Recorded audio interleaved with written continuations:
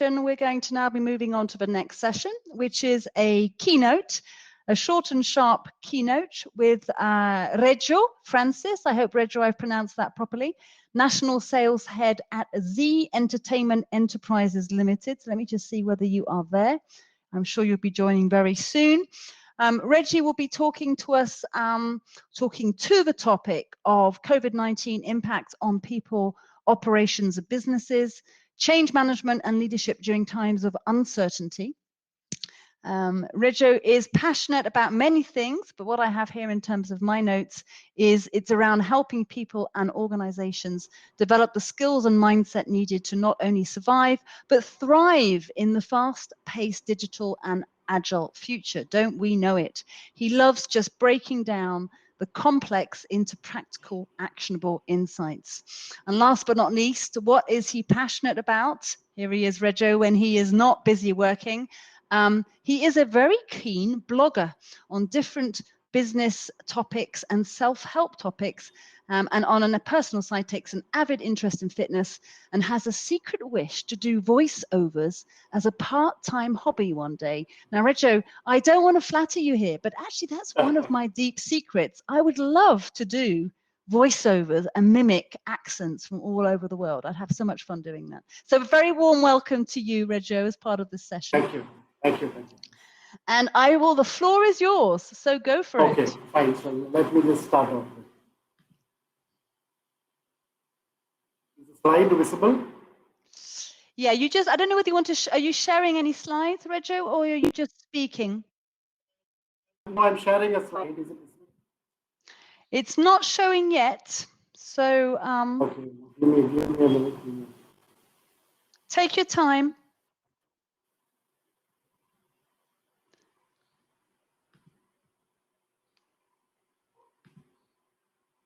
I'll let you focus while you try and sort that out.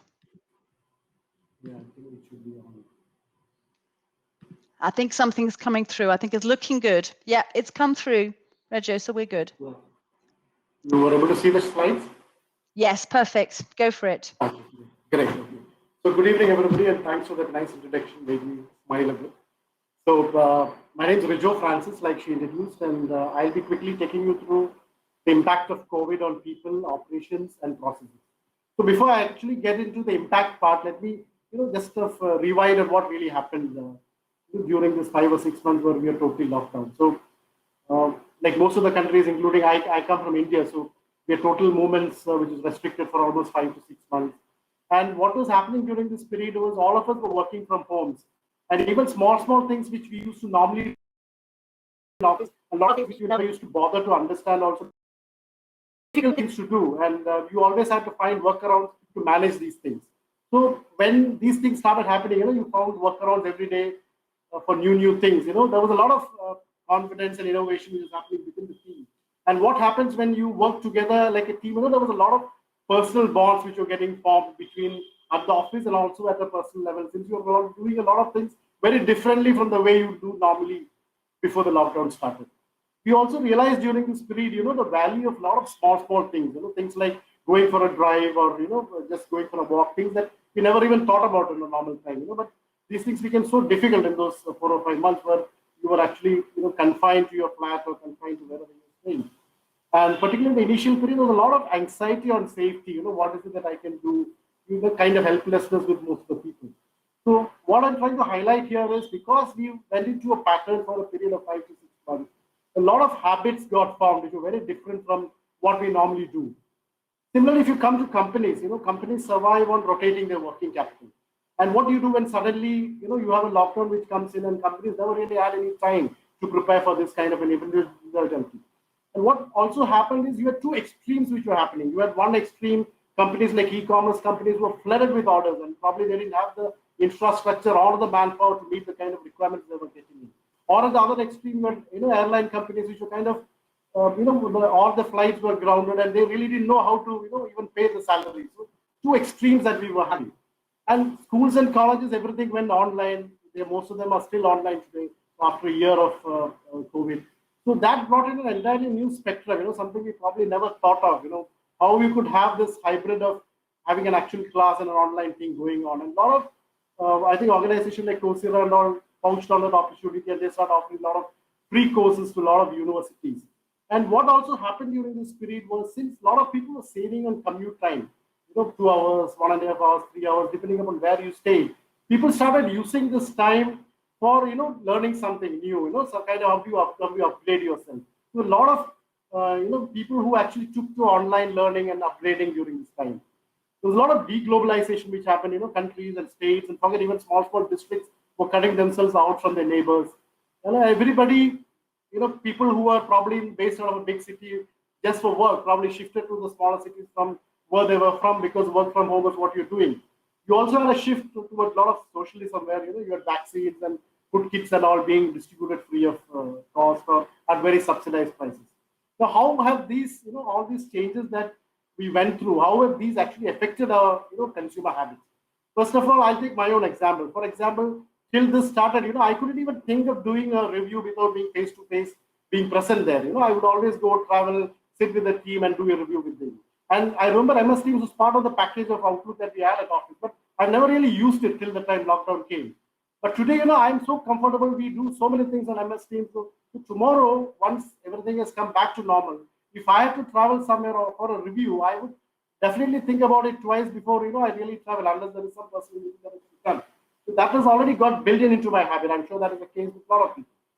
Second, I think, is the wariness of crowds. People have become very wary to get into big crowds, and in some of the local trains in India, all are just flooded. So people have become very wary to get into that kind of crowd, even now once this comes back to normal. Second, I think, is the cleaning and hygiene that has got built in. Keep washing, keep sanitizing, a new normal that has come in. And I think the biggest change has been in the last 2 points. What I'm trying covering is in e-commerce. What is happening in e-commerce was, earlier it was to the bigger cities. So like I said, because of work from home, people went from the bigger cities to the smaller Tier 2, Tier 3, and Tier 4 cities. And once they started ordering from these e-commerce sites, the people around them saw these things happening. They also started trying adapting to it. And that is how this has become a huge boom during this last 1 year.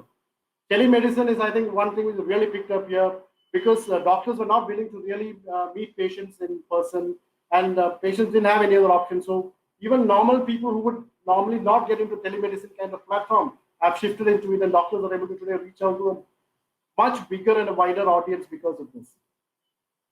Like I said earlier, everybody wants to get into an online portal now. So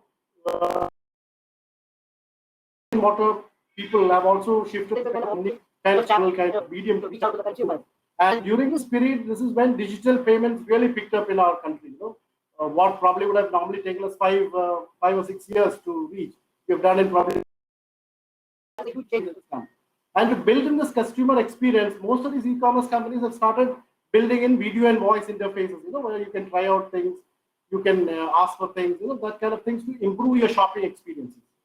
And I think the biggest thing that has happened here is, maybe we've all got used to being tracked, like earlier probably Google was doing it unofficially, but today all of us have some apps which you carry, which are part to just to track whether where you've gone, whom have you met, and if you've run into contact with somebody who has got the disease, it warns you that you are not safe, or you need to test yourself. So here we have something known as the Arogya app, which all of us have it. So virtually you're getting tracked where you're moving, whom you're meeting with, and things like that. So it's kind of become a part of our daily routine. How has this evolved the purchase part of the consumer? A lot of people suffering salary cuts and job losses and all that. People started looking at value for every purchase that we're doing. Do I need to buy this? Is it really offering any value to me? And do I need to go for an established brand or a smaller brand? Do I need to get something which is more personalized? So each decision for purchase was looked at more in detail than what would have been an idea.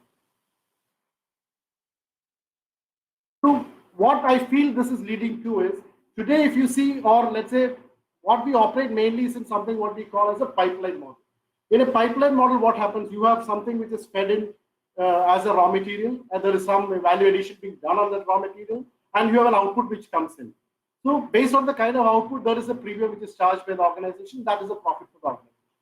In the present scenario, how do we make it more efficient? We try to build in economics of scale. So as you build in more economics of scale, what happens is the price per product drops. So you always have the freedom to drop the price of your product, which ensures more people come and buy your product. which ensures you build in higher economies of scale, and that is how it keeps on building up. So in the present system, it is more about how do you ensure that you keep your competition out. You build those walls around yourself, and how do you build in those efficiencies in the process to ensure that your cost per unit is a much higher level.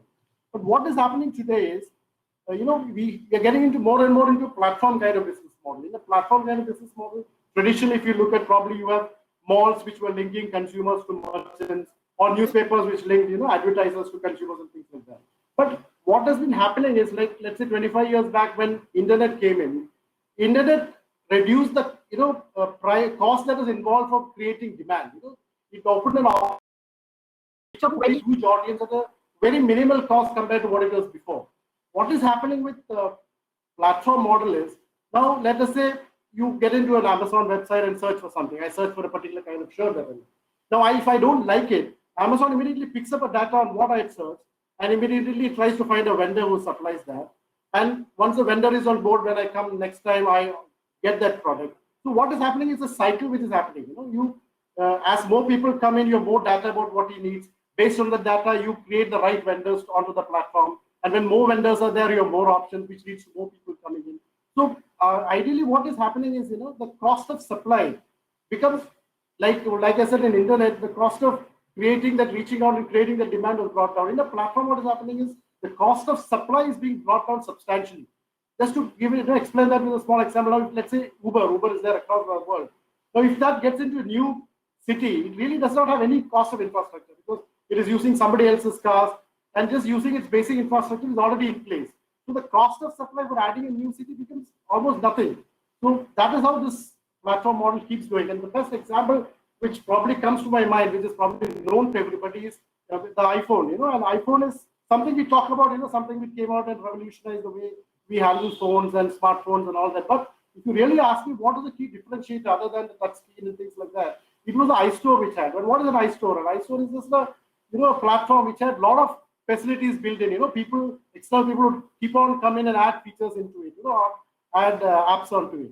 So what we're basically trying to do in the platform is, you have a crowd which is there, which you have access to.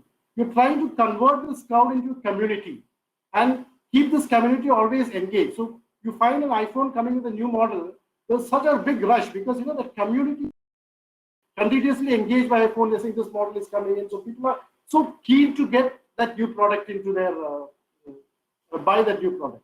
So what this is going to lead to the organization structure perspective is, from traditionally what we have a pyramidal kind of structure that is how most organizations are. But because we are shifting into this kind of a structure, most of the organizations will have to shift where you have a central unit, and then a lot of people are working together to ensure that what the company really wants is being met. Before I really conclude, I just want to bring in this concept also, what we call is from a scarcity to an abundance kind of model. And what immediately came to my mind when I thought about this was, let's say 25 years back when I was in college, we were using cameras which had films. So when you're going on a trip, what we used to try to do is, you would probably have 25, 30 shots you could take in a film. So you would be very careful with the shots you take. You would ensure that it's a good setting, the best location, and then take those shots. And whatever the shots that were taken, they would be preserved in a very fine way. For example, I still remember my dad and mom were married more than 50 years ago. They hardly had 8 or 10 snaps of their wedding, but that is very nicely, pasted in the album and kept very safely. But what do we do today? Today, we keep on shooting whatever we like. We like something, we shoot it. But what happens because of that? We have shifted from a scarcity kind of situation, which was there when the films were there, to an abundance kind of situation where you shoot what you like. But what that leads to is, now today, like say a month back, I was searching for photos for my younger daughter's birthday. And a lot of photos which I had actually saved and kept, I couldn't locate because I wanted to free up space and I had shifted it somewhere. So I really couldn't locate it. So what I'm trying to say is, the requirements that you have, the entire organization has probably been built on a scarcity kind of mindset. The processes, the mindset of people are built on that kind of a thought process. But when you shift in an abundance kind of situation, which is what both organizations of industries are shifting into, that entire processes and mindset on which the organization has been built will have to be changed. Another thing which is actually going to change the way most of us work as organizations is the kind of technologies which are ready to at the tipping point. You have blockchain, you have IoT, you have artificial intelligence, you have big data, so many things. Normally, what used to happen is one of these technologies would come in, they would change the way industry is. Maybe 3-4 years it would run on that, and probably the next technology would come in. Now we have 4 or 5 technologies coming in because of what has happened because of the lockdown. All organizations want to be ready. They don't want a repeat of what has happened now.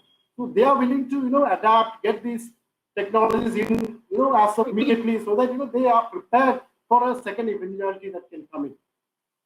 Before I conclude, what I want to say is it is not the first time that we have run into a COVID kind of a situation. We about 100 years back, we had the Spanish flu, which had, if I remember correctly, around 4 waves. The first, second, and third wave was in fact much bigger than the first wave.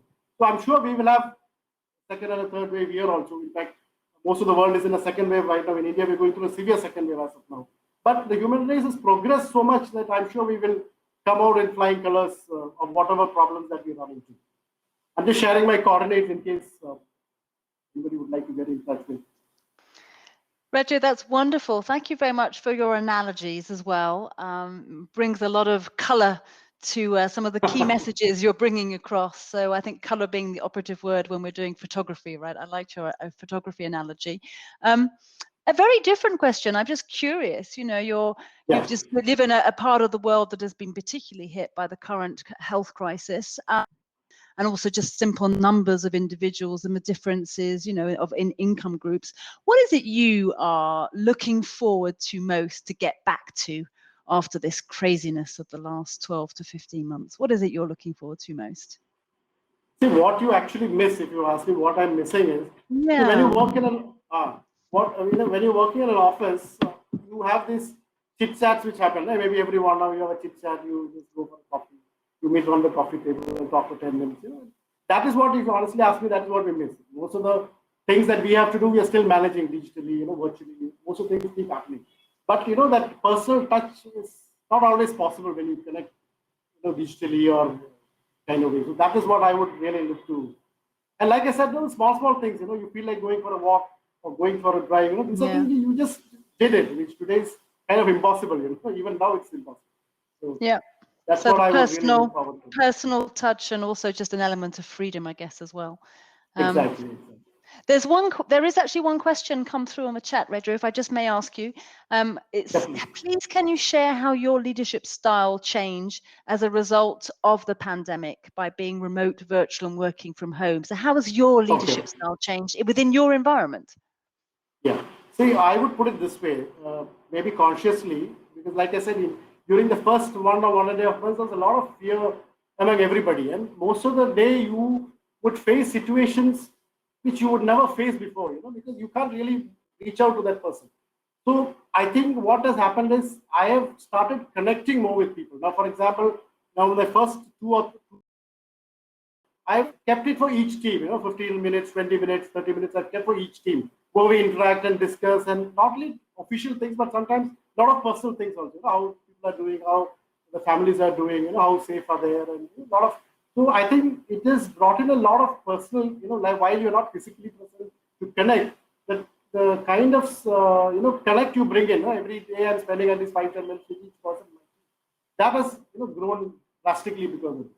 Earlier, probably, when you travel to their location, which would be probably once a month or once in 45 days, you would meet with them person and chit chat, or you would connect on phone for some time, once in a week or once in 10 days. So I think because I think as a leader, you need to ensure that people feel comfortable, and it's not only about office stuff. You also need to connect with your team. So I think that is what has changed for me at a personal level. The amount of time you spend to make people comfortable, take care of those small challenges which are coming every day, that has substantially gone up. I hope I was able to answer the question. Yes, you did wonderfully. Thank you very much,